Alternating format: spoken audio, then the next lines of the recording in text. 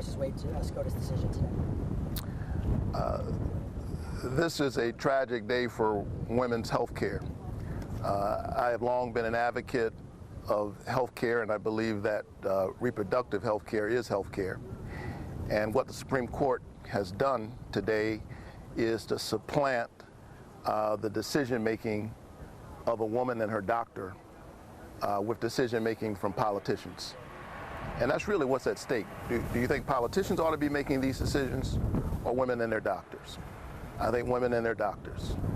And this is a striking reversal of constitutional precedent and a very core right of women to make their own reproductive choices has been taken away.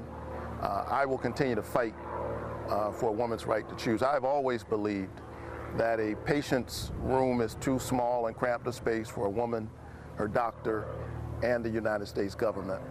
There's too many people in the room, and I'll continue to fight for reproductive choice. Great. We have Russ with the Associated Press. Yes, so there are kind of two parts here. Number one, what do you see in the short term, the practical impact of this decision being, especially here in Georgia? And number two, do you see this decision having any impact on the elections that are coming up in the fall, including your own? Well, let me be very clear. I'm not thinking about that.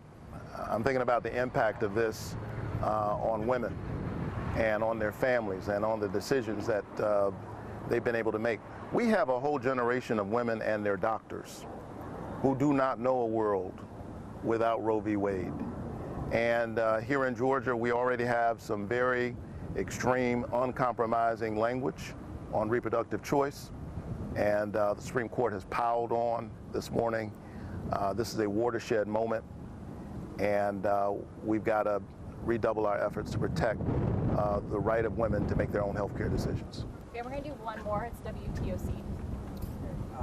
Senator, then I do want to ask about the election ahead. Mr. Walker's call that he has an urge, just name a time and a place and I'll meet you there for the debate. Well, you have on several occasions named places and times where you will be debating, including at our station.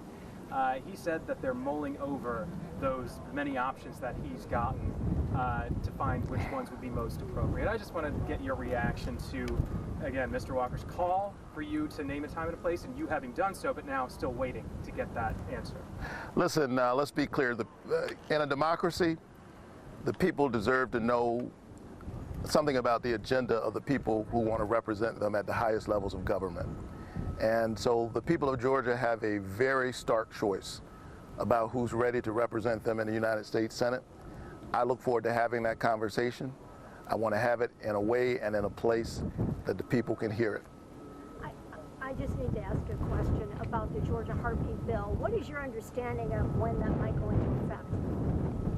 Well, it's a very extreme bill, and I think that this decision by the Supreme Court clears the path for a world where abortion will be completely prohibited under any circumstances. In Georgia?